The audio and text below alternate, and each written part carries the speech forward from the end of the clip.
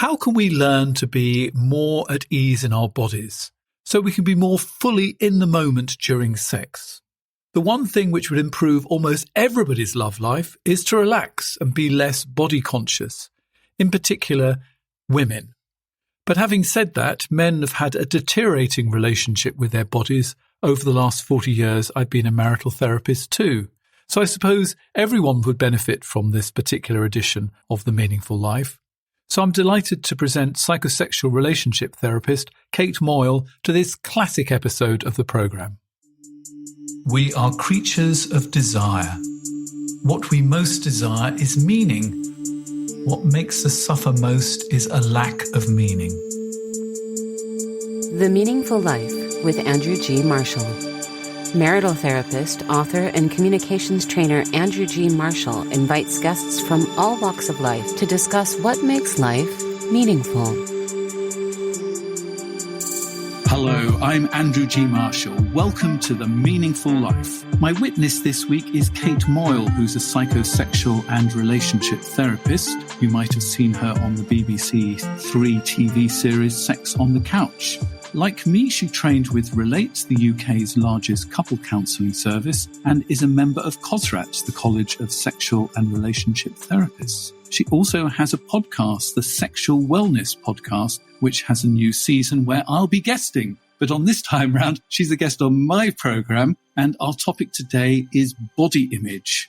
I was thrilled when Kate suggested this topic because in my experience, it's one of the biggest factors in stopping couples from enjoying a happy and relaxed sex life.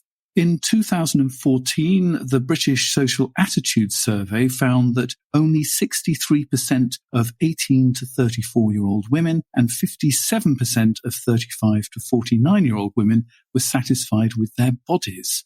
Are you surprised by those statistics? No, I'm not really surprised about it at all because I think, well, as you said, it feels like it impacts so many, if not almost everyone to some degree that we're working with in the therapy room. And I always think that that is quite a good sample of what people might be struggling with in everyday life.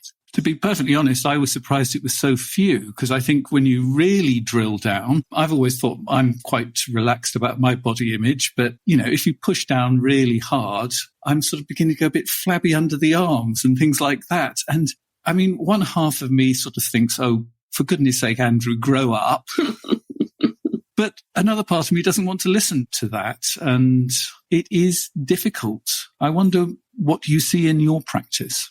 I mean, I specifically, suppose, focus on the sexual side of things. So my practice is majoritively psychosexual therapy, and I'm also a qualified relationship couples therapist. The focus tends to be on the sexual side of things. So I think that a huge amount of what I'm seeing is the anxiety of being both emotionally and physically exposed in front of another person when it comes to sex. And that can be influenced by what's happening in the room in the moment, by what's going on in our heads, by culture, by comparison culture, by what we judge ourselves to be in comparison to the norm or what is expected of us. And it is a bit of a melting pot of all of those things, I think.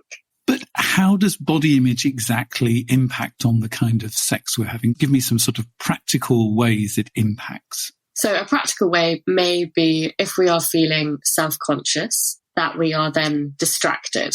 Distraction, we know, is one of the biggest interrupters of the sexual arousal cycle, of desire, of keeping us in the moment. And at its worst, it can cause panic.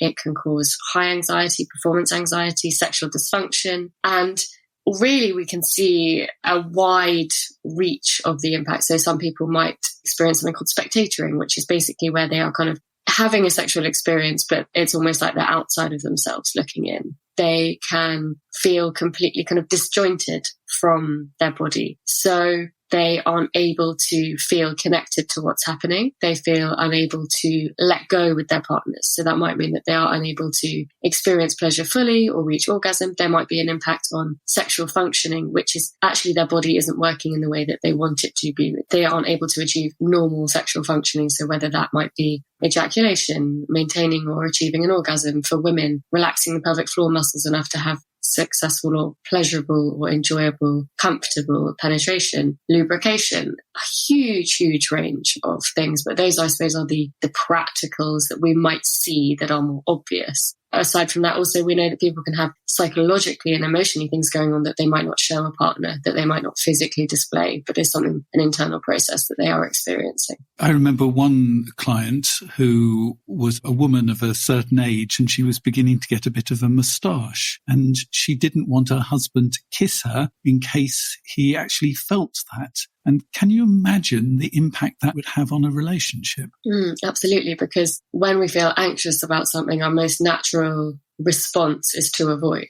And I would argue that actually, if couples aren't having sex, it tends to not be the immediate thing that brings them, for example, to my therapy room or the therapy room of any of my colleagues or people at our practice, but the knock-on effect of that, which is a pulling away of physical intimacy or avoidance of each other, or both partners or one partner feeling undesired by the other. And that kind of knock-on effect tends to be, I think, the trigger for bringing people to therapy a lot more actually than the lack of the physical act of sex in itself.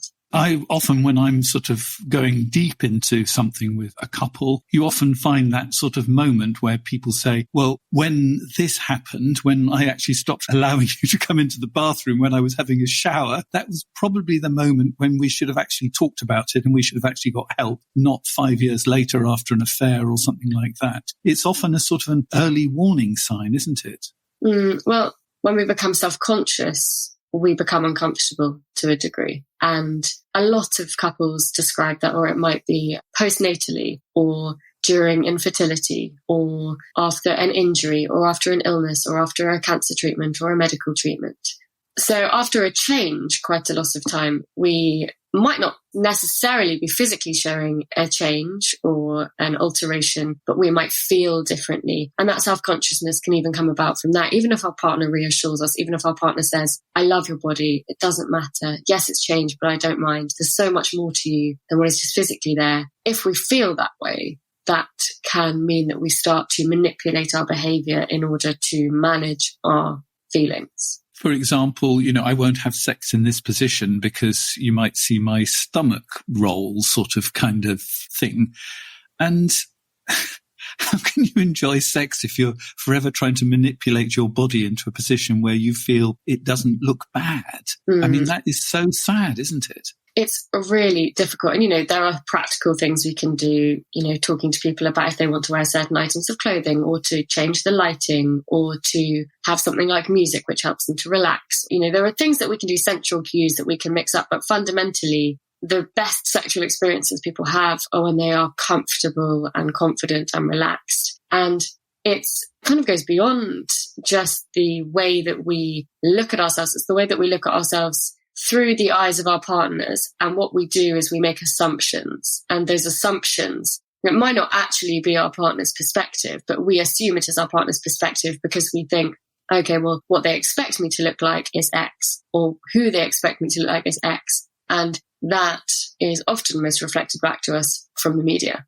And this is something that, as a man, I just really do not understand. So you're going to have to help me with this, because actually what most men want, and I promise you, is an enthusiastic partner. That really is number one. And how thin they are is probably number 37 in the list of things that we would like. But for some reason, that is incredibly important to women, that enthusiasm, they would probably put that about number 79 on the list that they think men have. Why is there such a big miscommunication about what's actually fundamentally important?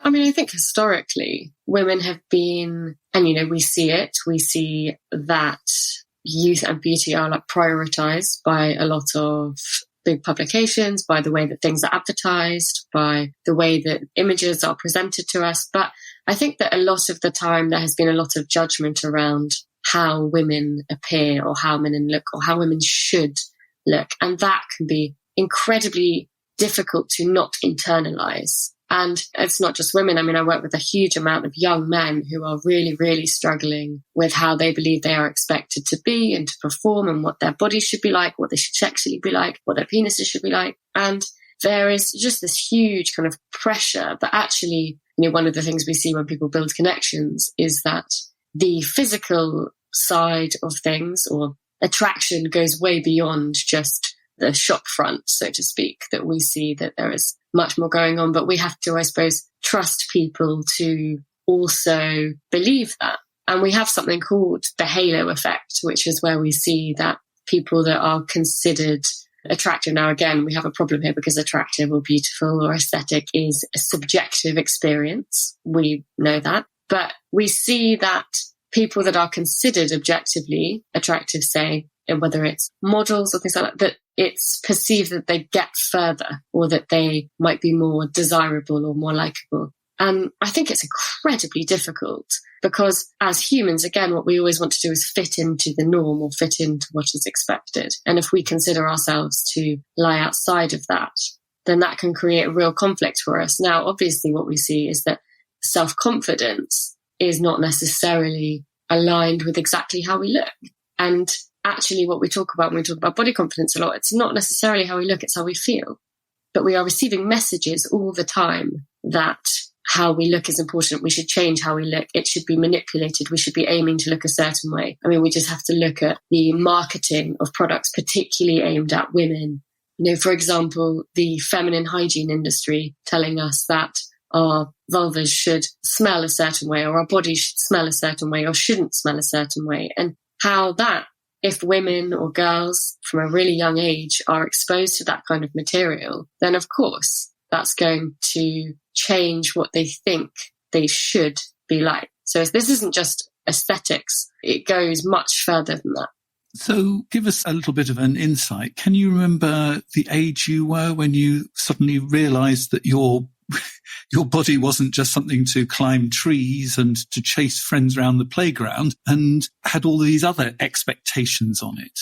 I think it was probably even as young as 10, 11. I mean, maybe a bit before. I went to mixed schools my entire life, so I have never not been around the opposite sex. And I think that, much of my childhood was spent with us not realising, but not really minding the gender differences or what was expected of that. As you said, we were all kind of climbing trees and, playing football and covered in mud. But I think that there is definitely a shift probably as you are approaching puberty. I think that now, arguably, a lot of people would say it's younger. But I suppose there becomes a self-consciousness of when you notice that things are starting to change. And I think those kind of conversations for young people start changing around that age as well, because suddenly with the changes, there's a curiosity what those changes mean. And obviously what we know about puberty and hormonal changes is that they happen at different times, different stages, that all bodies change in different ways and look different.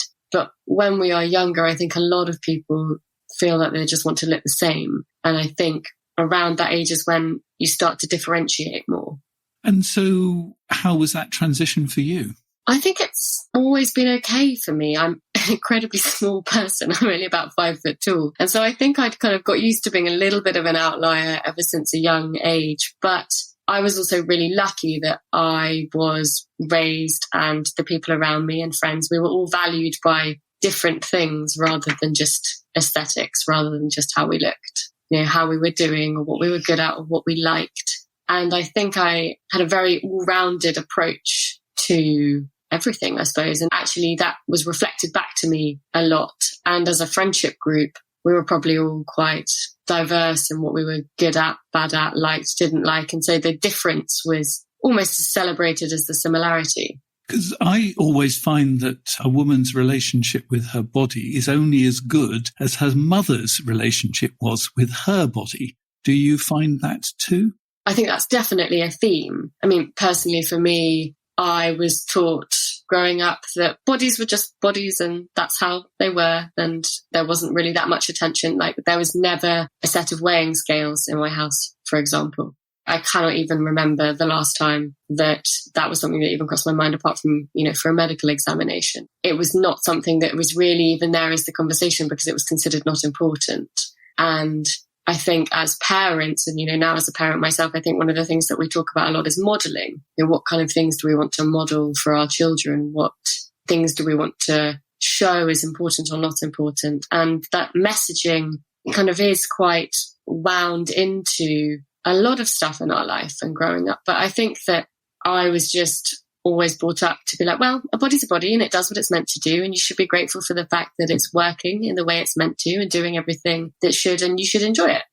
Were your parents relaxed about nakedness? I mean, my parents were both sports people, so they would just walk around naked. My father had been a rugby player. My mother played lacrosse and hockey and all those other things. They were perfectly relaxed with being naked. There was no such things as dressing gowns to go from the bedroom to the bathroom. It seemed terribly normal, but now I sort of realised that was an incredible gift that I was given. I think that sounds like it models as just the normality or the kind of like, oh, well, not a big deal. I think there's that like not a big dealness of it, which for me, so much of it kind of ties into sex. I often talk to clients of mine about nudity, about how they feel naked, about if they, for example, walk around their house naked, or if they cover themselves up when they come out of the shower, if they're in the bathroom in front of their partners or not, or if they get dressed in front of their partners. And I think there is something in that because there's a beingness. I don't know I can't quite put my finger on what the word is for it. I suppose it's comfort, isn't it? Or acceptance. And there are huge cultural differences. I now live in Germany, and the difference between sauna culture in England and Germany are completely and utterly opposite. For hygiene and health reasons, you are not allowed to wear a bathing costume in the sauna because it's going to trap the sweat.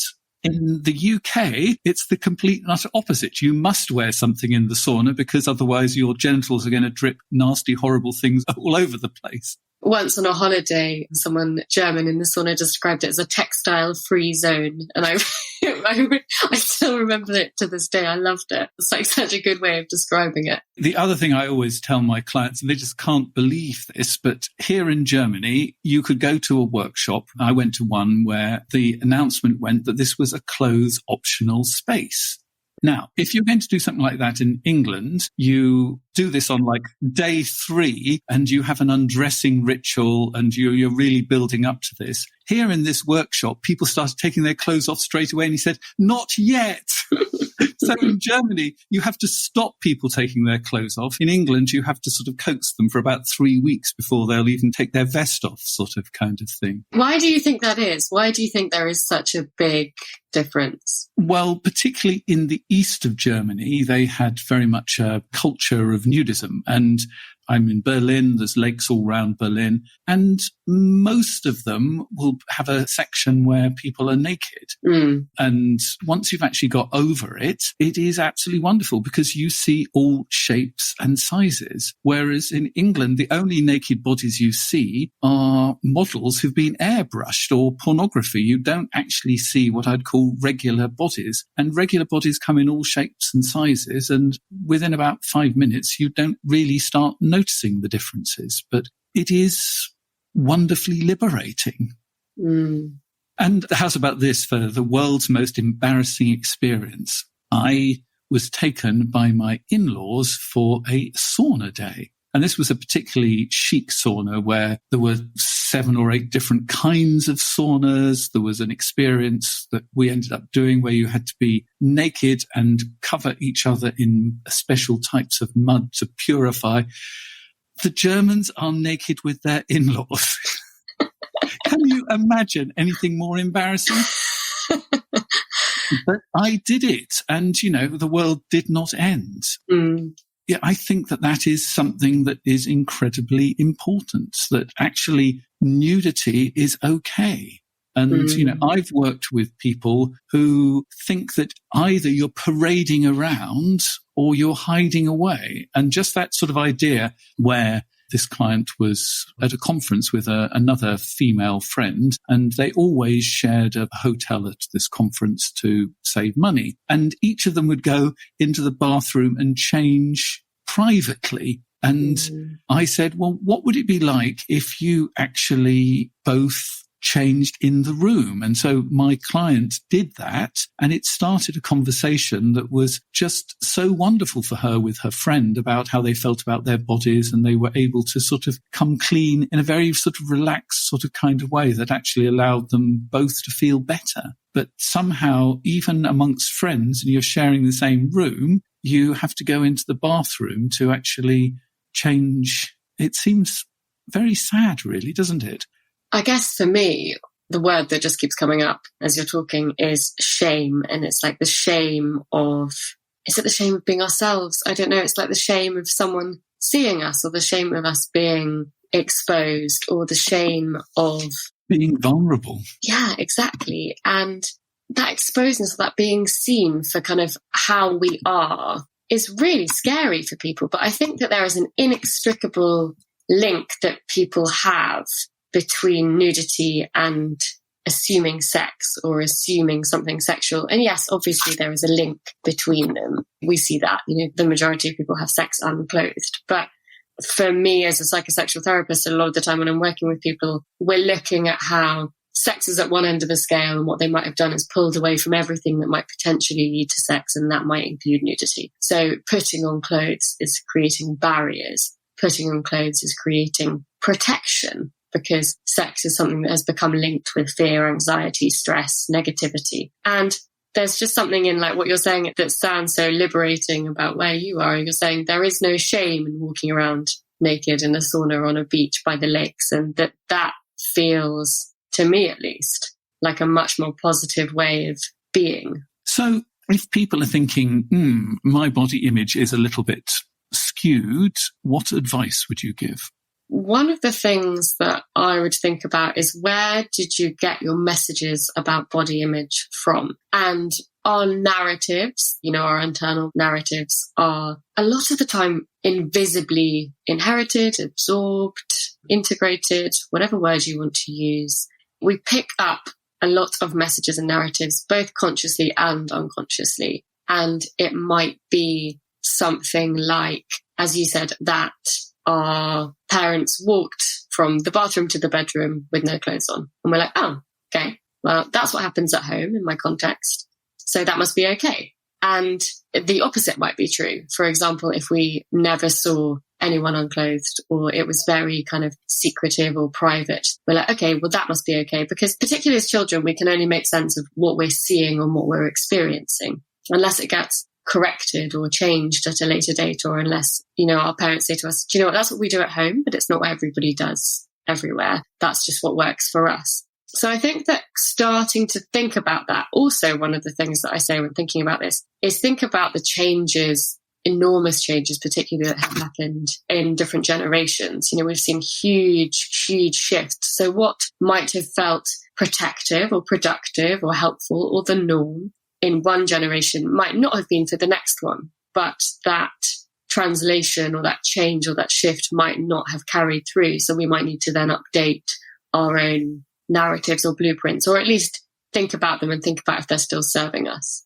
And what I often suggest to women is to be aware of when there are conversations that I would call body shaming, because lots of women bond by discussing how much they hate different parts of their body and how much weight they've got to lose. And suddenly one person starts and everybody joins in to be part of the gang. And first of all, to notice how often that's happening. And number two, to absent yourself from those conversations. What do you think of that idea? Yes, or to push back.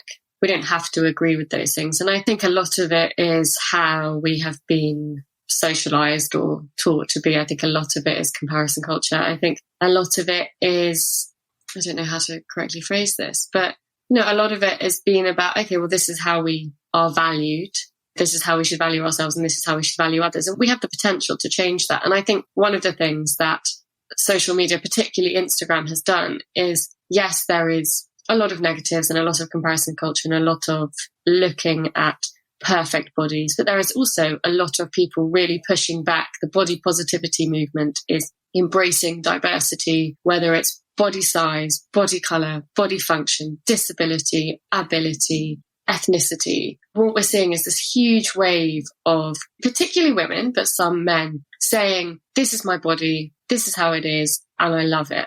And I think it's amazing. It's embracing of things like stretch marks, of cellulite, of your word used earlier, fat rolls, of just body normality. And Jamelia Jamil talks about something called body neutrality. So kind of instead of being body positive or body negative, body neutral, I don't think about my body that much. I just accept it as it is. And that feels like a good and comfortable place for me. I like that term, body neutral. That's a wonderful attitude to have. That it's not taking, my body isn't taking that much of my attention or that much of I'm not that preoccupied by it. But what we then see is, I suppose, combating or kind of pushback movement, which is this body positivity, body acceptance movement, where we are seeing beautiful people, however they look, but just embracing it, who are happy and saying, this is me and I'm happy with it. And that can be enormously influential. And I think it's really important for young people who are, for example, coming onto social media. It might be, if not the biggest way that they are being exposed to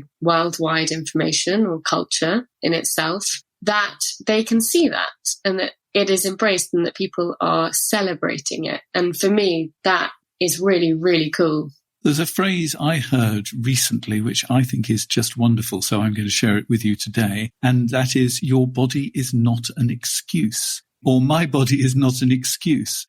Because generally when people start talking about their body, did you see what I did? The first thing I said was I'm going a bit flabby under the arms. I think they're called bingo wings. And I'm sort of making an excuse for myself. And to actually say to yourself, your body is not an excuse is, I think, really quite powerful.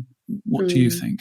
I think it's very powerful. And I, from a personal perspective, have had quite a changing relationship with my body. I've never had any medical problems. I was pregnant, had my first child, and then had miscarriages, infertility, and was diagnosed with secondary infertility, and was essentially told in quite an abrupt way that my body was broken and no longer served that purpose, and it would no longer be possible for me to do what I'd hoped to do to grow my family. And there has been quite an interesting relationship in terms of that, not only, multiple surgeries and procedures and IVF and hormones, a lot of things that changed my body, which had never previously, inverted commas, failed me. And I think that that's also an important part of the conversation when it comes to body confidence, because for me, I work with a lot of people in their 30s, a lot of couples in their 30s, a lot of people struggling with infertility and things. And that can massively change how someone feels about their body, even though it might not appear to be any different to anyone else. And what we see a lot of the time with things like that is that people say, oh, you guys have been married 5 years, thinking about kids. And that couple are thinking, well, yes, we have been trying for 7 years, actually, and it's not working. And that relationship with self, that relationship with body is hugely impacted by that. But because everything appears, as we know, a lot of the time infertility is invisible, body confidence can play a huge, huge part in that, as with miscarriage, as with male infertility, asespermia, for example, men who have little or no sperm, again, invisible. And so I think that it's an important part of this conversation, because we see when people have, let's pick an obvious example, cancer. I actually just interviewed the team from Sex with Cancer, and they're amazing and doing amazing work about this. But we typically might see symptoms or see things which might indicate that someone might be having a difficulty with their health. And mental health also is invisible. And some disabilities are visible, some are not. And so I think when we talk about body image, we're always just thinking, okay, well, this is about how I look. But actually, it's about how my body functions. It's about how my body feels. It's a big overarching theme, I suppose. So I'm going to say it again because it sounds like it's an important thing to say again. Your body is not an excuse. And I think we should be focusing far more. I mean, this is partly because of my age, as I think I've said, I'm 61. Or am I 62 now? I think I'm 62 now, actually. Oops. that actually how it functions, your flexibility and what you can actually do is far more important than how big your belly is or how good it looks, because its functionality ultimately is what really counts. Mm. Incidentally, if people are interested, I have a very good podcast with a couple who had long-term infertility problems and actually did finally have a child themselves. And I interviewed them 5 weeks after the baby was born about the differences in the whole journey. So look out for that one in my list, because I think if that speaks to you, you'll find that interesting. So what about men? Because most men want to support their wives, full stop. But actually, they know that if their wives are relaxed about their bodies, that everybody wins. So how can men put it? Because what they say to me is, oh, I always compliment her. They know that saying anything about their body is a complete and utter no-no area. And they say, you know, I love you, you look wonderful. But somehow that's not being heard. So what can they do, and how can they get through, and how can they be heard? Help us men out. I think something that we all want to feel is heard, whether it's a heterosexual relationship, same-sex relationship, kind of big asterisks here. Men also really struggle with body confidence. But I think sometimes a conversation along the lines of, oh, do you want to talk about it? Or why do you think you're feeling like that? Or what is it that's made you feel that way? Or has something set this off or triggered these thoughts? Can offer people an opportunity just to say, yeah, do you know what? Something happened at work today and it just really knocked my confidence, and maybe it's about that. Or what we often see is also that events kind of happen around us that might trigger a conversation, and that can bring something to our attention. And I think that actually those conversations we're not taught as couples to have or to easily have. And as you said, we're kind of taught it's a no-go zone. And so we don't go there at all. But I think if you're able to, as a couple, actually opening up conversation saying, well, should we talk about what's bothering you? Or is there anything that has started this? And, you know, we can have the confirmation bit, the recognition bit, the reassurance bit as a part of that. But sometimes we just need to get stuff off our chest. And I would say to men, don't get defensive, because we're the center of our lives. If our wives are not happy with their bodies, we immediately think it's something we've said or something we've done. And so we're immediately saying, oh, there's no flies on me. And that's actually not very supportive. It's much better to say, tell me about it. How can I help? What would be useful? And I love the Gottman exercises, you know, the I feel statements, and saying, you know, I'm sorry that you're feeling like that. I feel like I love your body the way it is, but I'd love to know, like, if there's anything we can do to help you. What do you think might be helpful? As you said, that kind of reframing or mirroring back, because we can only talk from our own opinion. And we know this, that when people are really struggling with body confidence, 1,000 people could tell them that they think they're beautiful, attractive, desirable, whatever the word is. But if they don't feel that way about themselves, it is not enough to correct the messaging. And actually, you can never give too many compliments, but they've actually got to come really from the heart, because there are times when we actually see our partner and, you know, the way the sunlight comes through the window in the morning, and you think, gosh, you know, my partner is really gorgeous. But you don't actually say that because, you know, you're rushing for the shower yourself or you're thinking about something else. It's just a thought that crosses your mind and you don't share it. Share it. If you're thinking about your partner during the day, send a text, not just thinking about you, but, you know, maybe even flirting. I mean, flirt with your partner, send them sexy texts, you know, that top on you today. Wow. You know, we spend so much time switching ourselves off. I think it's really important when we do have those moments that we don't keep them to ourselves. We communicate them. And we know from the like dual response model of sexual arousal, we talk about brakes and accelerators. So what are the things that kind of pump the brakes and what are the things that encourage the accelerators? So much of the time, feeling connected to our partners, desired by our partners, feeling attractive to our partners, feeling a boost in self-confidence, feeling good about ourselves because we were given a compliment or because our partner paid us attention or because they noticed. They are real accelerators when it comes to our sex lives. So I've got an imaginary couple listening to this at the moment who are in a bit of a rut with their sex life. What would be your top 3 tips for getting back the passion?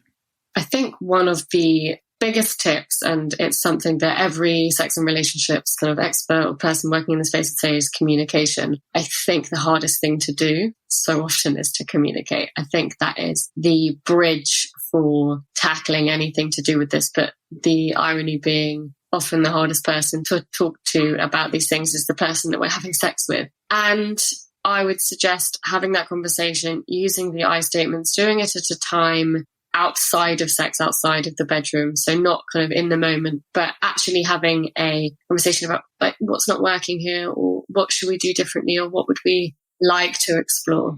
I find that if you let people say what's not working, they get into a very negative space. I would much rather them talk about what is working, or remembering a time which was really good, and then saying, how can we have more of that? Because that gets them relaxed and open. You know, what isn't working? The danger is you're going to get a long list, and that's not going to help creativity in the bedroom.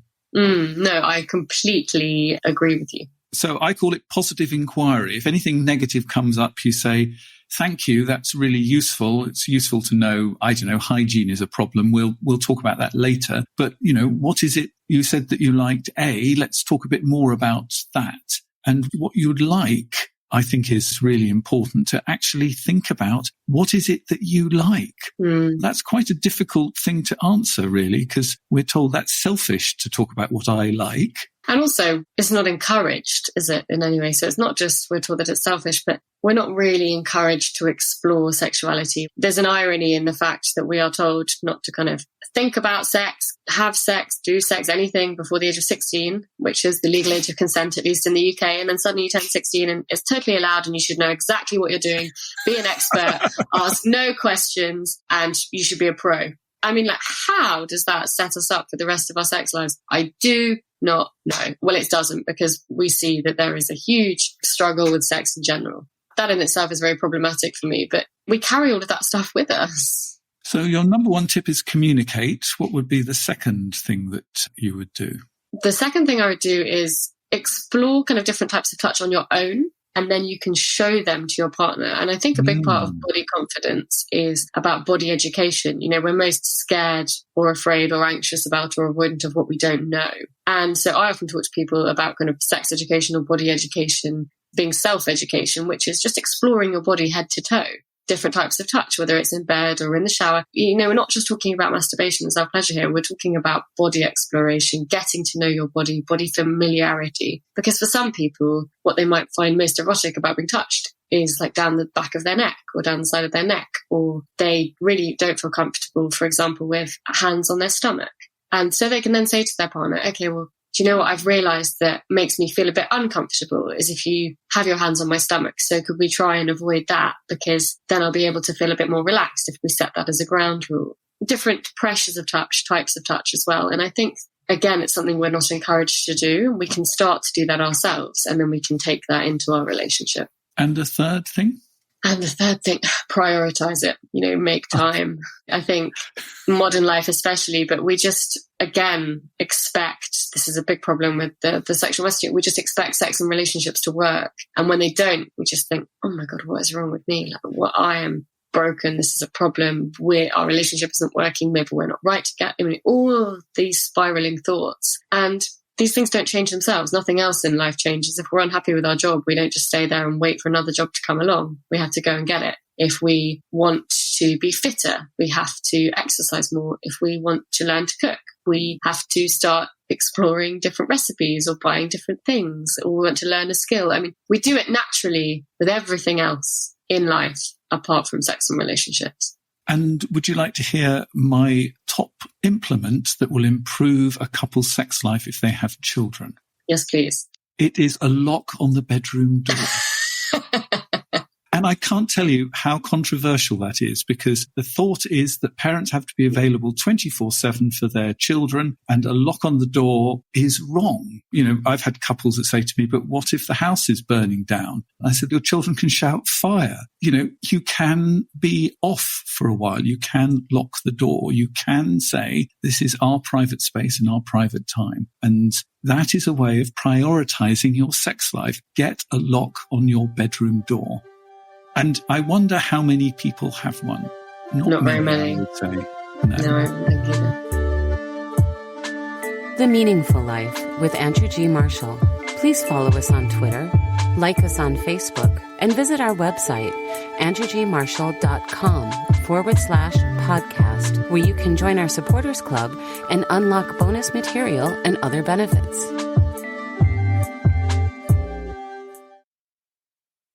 My men's retreat runs from Sunday the 28th of September to Wednesday the 1st of October in the woods just outside Berlin, Germany. Step out of your daily stress. Take stock of where your life is going and deepen your relationship with yourself and other men. One of the reasons everyone feels more anxious is not just the fast-changing world, but how we've become more isolated. In particular, we are cut off from the wisdom and support of other men, mostly because we find it difficult to open up and be truly vulnerable with each other.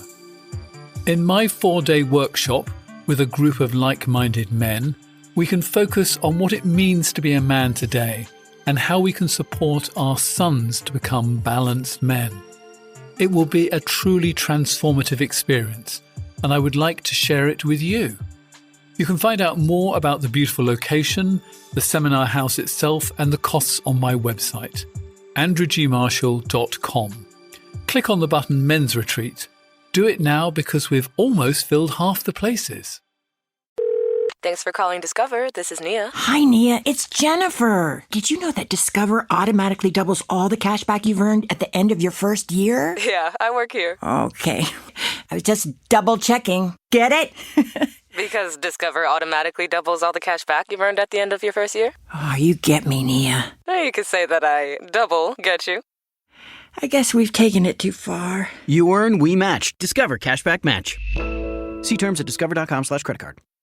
Hey, it's Brent, host of the Professional Services Pursuit podcast. We sit down with top experts in the industry to break down the biggest trends, challenges, and tech shaping talent-fueled businesses today.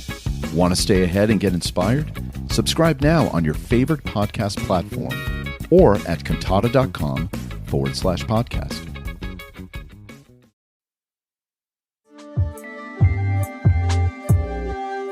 So one of the advantages of joining our supporters circle and becoming a supporter of this podcast is not only do you help us make more of them, but you get the chance to write in, and at higher levels of membership, there are even more benefits. So somebody who's written in is this correspondent.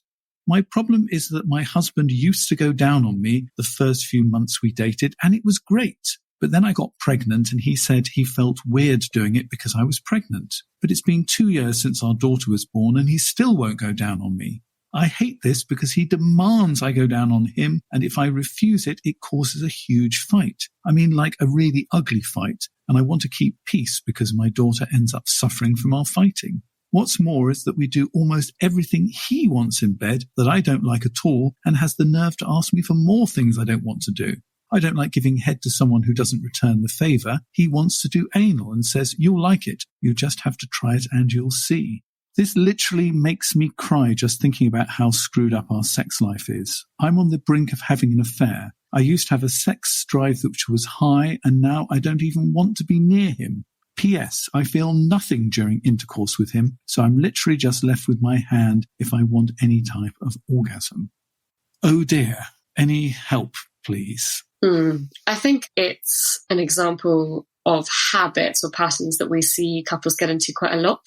So there might be a trigger for what makes one or both partners feel uncomfortable. Sex and pregnancy is a really interesting topic in itself. A lot of people feel that it means that it's a no-go zone or they don't feel comfortable. And what we're talking about here is, normal pregnancies, not high-risk pregnancies where, for example, sex might not be advised. But it's interesting this couple have got into a pattern and now they don't know how to come back out of it, or it's become a habit, or it's become ingrained. And clearly there is a struggle with communication going on, or an openness going on, because there don't seem to be clear boundaries about what's okay and what's not okay. And in regards to the part about desire, what we know is that desire is so largely responsive. And so, for example, it's not a surprise at all that we see a lack of or drop in or lack of openness or lack of wanting, lack of desiring sex when sex becomes negative. And when I say sex, I mean sexual experiences or sexual contact, not just penis and vagina penetration, because the meaning of sex has changed. It's not fun or pleasurable or connecting anymore. And therefore we don't want to go towards something which is giving us a negative emotional reaction. There is an amazing book and TED Talk by a colleague and a friend of mine called Mind the Gap by Dr. Karen Gurney. And she is one of the best experts I know about desire and writes about this a lot. And I think that for me, there needs to be a reframing so that this couple can come back together if they want to. And it's obviously causing a lot of friction because there are lots of unmet needs. He sounds really quite angry to me. Does he sound angry to you? I suppose, with the limited information, I think they both do. It's clearly not working for both of them. And I wonder what it would be like if you both actually talked about what it is you're angry about. Sex might be some of it, but I think there's a whole load of other things that both of you are angry about. I wonder how the child has changed your relationship. And I wonder if there are some stuff that's not been resolved between the two of you there that you're bringing into the bedroom to try and fight about there, because it feels safer to argue about anal sex rather than the way that each of you are parenting. I don't know what the cause of the anger would be, but do you think that pregnancy and anger can sometimes go together? Yeah, I think they definitely can, because pregnancy is an enormous change. It's, for lots of couples, a lot of pressure, a financial pressure, which we are expecting, a future pressure. It depends also sometimes if pregnancy is a surprise. It might be something that a couple didn't quite feel ready for. It might be something that they weren't planning. I think there is a whole host of emotions. It completely changes one person's body, but it also changes both partners' roles in a relationship. It can bring up quite gendered roles as well, and particularly in terms of domesticity. So I think absolutely in what you said is sex can become the thing that we can argue about if we can't argue about everything else. And why is oral sex so controversial? Because the topic, my wife won't give me oral sex and my husband won't give me oral sex, are the number one and number two sexual topics on my website. It creates huge passion or huge anger rather than passion, I'm afraid. Passion is too positive. What is it about oral sex that is so divisive like that? I think it's very intimate. And so for lots of people, I suppose innately it's very sexual in terms of it being kind of body parts to faces rather than like face to faces in terms of the sexual acts. And I think that for lots of people, experiences can be quite negative and there can be less communication, that we might experience things that we don't like about other people's bodies. It's all quite unavoidable in terms of oral sex. It's all very kind of upfront and personal. But I think that it is a way that we give and receive pleasure in a very intense way. And actually that can become a bit of a power play, I think, sometimes. How do you suggest making this a less difficult topic for this couple? I think that they, as you said, need to kind of have a discussion about really like what is going on here. My suspicion would be that if they're not meeting each other at the same level with a conversation about this, that it's also likely kind of going on elsewhere. But it's also about discussing balance, but discussing, okay, well, look, how do we change this? What do we both need to be different in order for this to work? And that might be something that's completely outside of sex. It feels like this is a conversation that they need somebody to help them with, to be perfectly honest. I think that if the two of them at the moment start talking about it without somebody there to facilitate it, they're just going to tear chunks out of each other. And we know that these are the conversations that psychosexual therapists have a lot, and the College of Sexual and Relationship Therapists, COSRT, have an amazing directory of qualified psychosexual relationship therapists in the UK. So if anyone is listening to this who is thinking, how do I even go about looking for a psychosexual therapist, that is where I would recommend people go. And it is wonderful to be able to talk with somebody who's not going to be embarrassed about talking about sex, because it's either a joke or a brag or a funny story. And there are other ways of talking about sex as well. Absolutely. And I think, people become psychosexual therapists largely because they can have those conversations. And there's so much that happens in the offices and the rooms of psychosexual therapists where, the sign above the door is basically, it's okay to talk about sex here. And that makes them quite unique environments. So thank you very much for being with me today. The question is, as a witness on The Meaningful Life, what makes your life meaningful? What makes my life meaningful is relationships. That was quite an easy one for me to answer. And I think my relationships with my family, both kind of family of origin and kind of family of choice, but also friendships, as a therapist, the relationships I have with the people I'm working with clients, with friends, colleagues, but it's very, I should have a dog. But, I think there is something about connection, which is feeding and exciting. And without that, everything happens a bit in a vacuum. So relationships is probably not a surprising or original answer, but it's definitely the answer I think I would give. And connection is really important for us. And actually, when the connection disappears, we feel completely and utterly bereft. I think it's what makes us human. And there was my dog. Talking of dogs. Yeah, and that once the connection is gone, I think the tendency is to panic, and panic is the worst thing that you can do, because that's when you start fighting each other. That you need to, perhaps you can help me on this. How do you actually, when you're in that panic stage, you're feeling it's not working, you're catastrophizing, how do you find a way back? When I was studying my master's at Relate, we did a really interesting paper which basically said that fear of loss of attachment can come across as communication difficulties. And one of the papers that I really liked was this idea of attachment injuries, so that we can almost have kind of emotional attachment injuries or loss of attachments like we experience them as physical wounds, so kind of weaknesses or sore points. But in a way, that heightened state of fear of loss means that we don't communicate in our logical state, that we don't communicate in a kind of sensible way. And that's why when we're high in arguments, we talk about dueling amygdalas, the area of the brain that kind of, when two people are fighting, they're kind of going at each other, that we are not in a logical place. We're in that heightened, slightly frenzy state, which is why we say things we don't mean. And then we kind of come back down to resting state and we're like, okay, I'm really sorry, I didn't mean that. And I would say trying to find tools to get you to the more logical position to then have those conversations. So whether it's the Gottman Institute has brilliant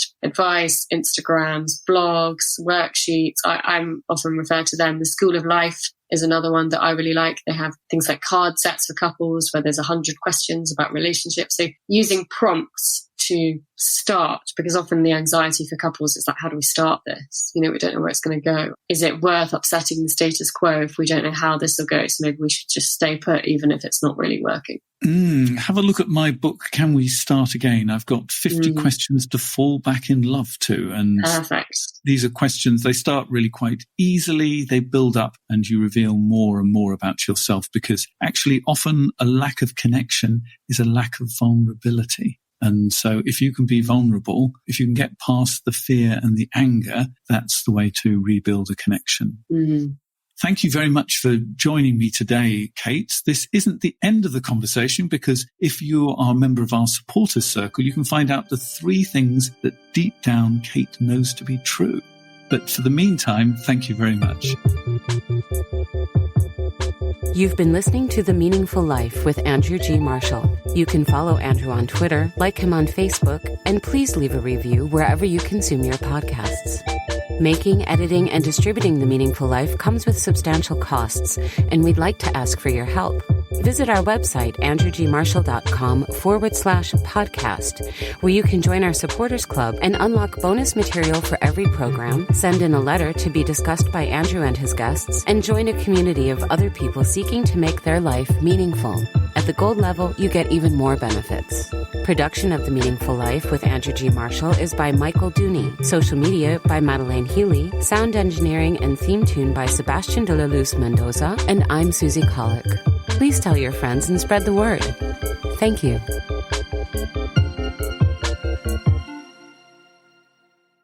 With a Wealthfront cash account, your uninvested cash earns 4% annual percentage yield from partner banks with free instant withdrawals. even on weekends and holidays. 4% APY is not a promotional rate, and there's no limit to what you can deposit and earn. Wealthfront. Money works better here. Go to wealthfront.com to start today. Cash account offered by Wealthfront Brokerage, LLC, member FINRA SIPC. Wealthfront is not a bank. The APY on cash deposits as of December 27, 2024 is representative, subject to change, and requires no minimum. Funds in the cash account are swept to partner banks where they earn the variable APY. Hey, friend, I know how this feels. Waking up exhausted after multiple trips to the bathroom and feeling embarrassed by sudden leaks. I used to be constantly on edge, searching for a restroom whenever I was out. Then I discovered Better Woman. I was skeptical at first, but 2 months in, everything changed. I experienced improved bladder control, no more heart-stopping moments when I laugh or sneeze, less urge to go, deeper and more restful sleep. I finally felt like myself again, confident and in control. Better Woman is natural, effective, clinically tested, and trusted by women for over 25 years. Ready to take back your control? Head over to BeBetterNow.com to order your supply today. That's BeBetterNow.com. These statements have not been evaluated by the FDA. This product is not intended to diagnose, treat, cure, or prevent any disease. Use as directed. Individual results may vary.